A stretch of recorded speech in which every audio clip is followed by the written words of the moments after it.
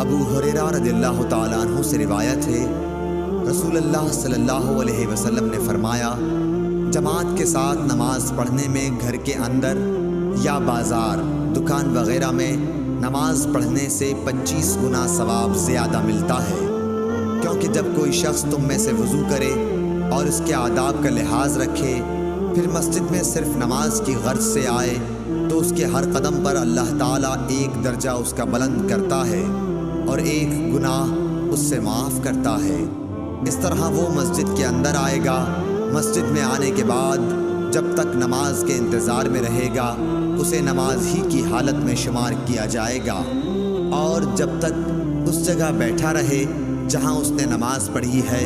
تو فرشتے اس کے لیے رحمت خداوندی کی دعائیں کرتے ہیں کہ اے اللہ اس کو بخش دے، اے اللہ اس پر رحم کر، جب تک کہ